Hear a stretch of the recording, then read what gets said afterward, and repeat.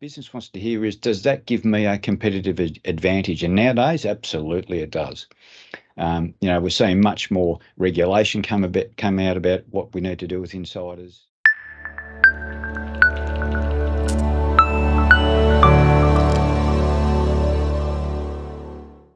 Hello and welcome to another episode from Shadow Site. My name is David Graham, and today joining me will be Christopher McNaughton from the team.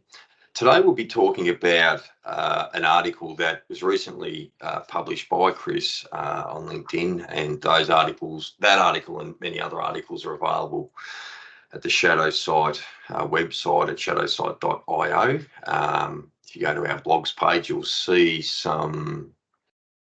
I've lost count. I think there's about 50 articles there now. So we're going to delve into one of the most recent articles there, which has got some very interesting points when it comes to insider risk and management of same. So please stay with us, and we'll be back in a moment to speak with Chris.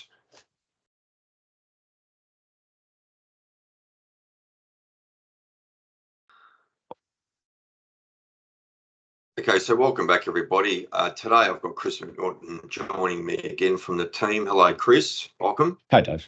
Thanks.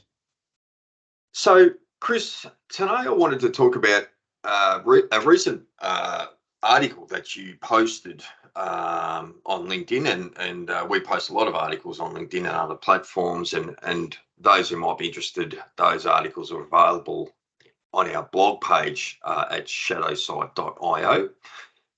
And you can go there and you can read a whole bunch of articles we've been posting for some time, all on various aspects of insider risk.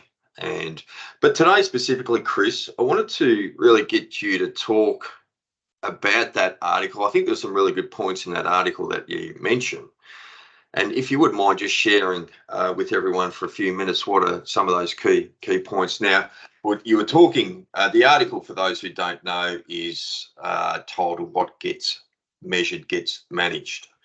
And so I'll throw to you, Chris, if you can talk to us about that.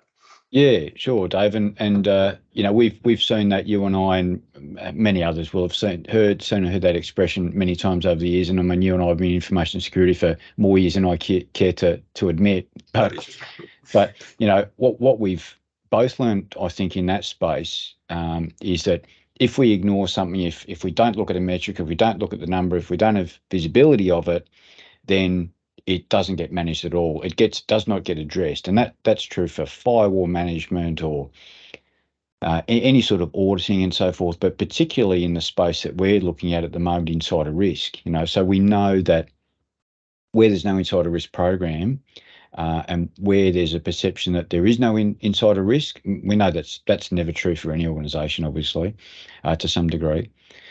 And so we miss a whole lot of things, and we miss opportunities to bring the security culture of the organisation along for the journey with us and improve it.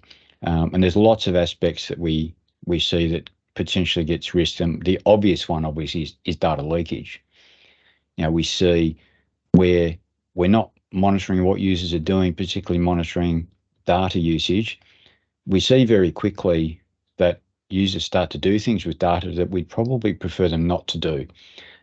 Mostly that's inadvertent. I mean, there's some malicious activity, of course, but that's mostly inadvertent. But we see users all of the time moving data to USB or to Dropbox or emailing it. Particularly, we see a lot of that, and getting data into uncontrolled environments where we would probably prefer it was not.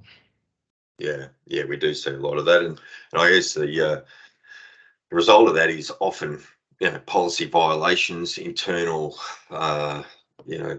matters that arise that need to be kind of dealt with, and often dealt with through education and awareness campaigns and other things. Yeah. Unfortunately, there's occasions there where the actions of those in the organisation create a situation that they're unfortunately asked to leave because of their activity. So it goes a little bit beyond a policy violation. And a lot of them is because it resolves itself down to intellectual property theft, among other things. So we see a bit of that, don't we, Chris? We do. I mean, your comment on policy is interesting, though. It's a policy. We design policies because they're very important. We don't have policies just to take up space on a shelf. but sometimes they become that because if we have a policy around the way someone accesses the customer database and people are breaching those policy violations, breaching the policy, then the policy is of no value unless we're measuring something against it and actually doing something, because we've written that policy for a reason, because we want to protect the organisation. But as you mentioned, intellectual property theft is a it's a big thing now. It may well be inadvertent. It may come within the realms of data leakage, but we've seen only recently with a couple of organisations that we monitor for, and one in particular that we newly monitor for, that intellectual property theft was somewhat rife in the organisation. And we know in the particular organisation I'm talking about, there was significant mergers and acquisitions occurring within the organisation.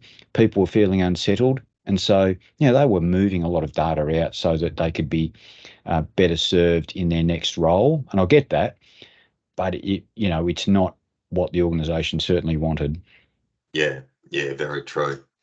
And we see a lot of when we measure this sort of activity, whether it be violations or other more serious occasions, that tends to help a lot in auditing and compliance reviews that go on. Yep. And so they can see through the measuring, they can see that, okay, that's applying to the policy. The policy seems to be getting adhered to by the people in the organisation, and they're able to see that. Have you got anything you can share with us around that, Chris? Yeah, probably. I mean, you and I both sat in front of APRA at times, and it's a really uncomfortable feeling when an APRA auditor says to you, well, what are you doing about insider risk?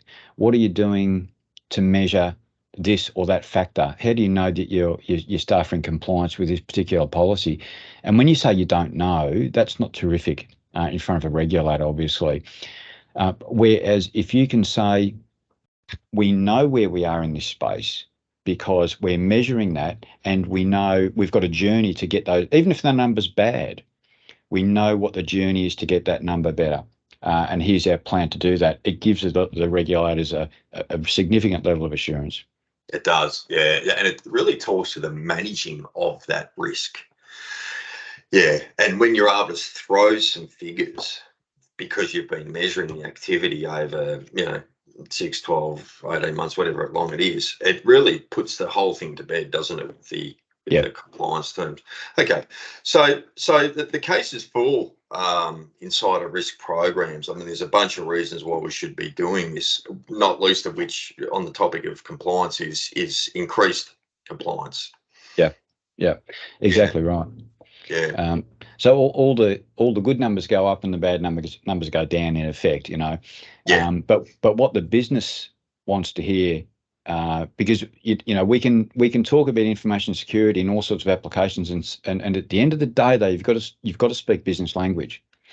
And what the business wants to hear is, does that give me a competitive advantage? And nowadays, absolutely, it does. We're seeing much more regulation come out about what we need to do with insiders and insider risk, what we need to measure, and how we need to protect organisations.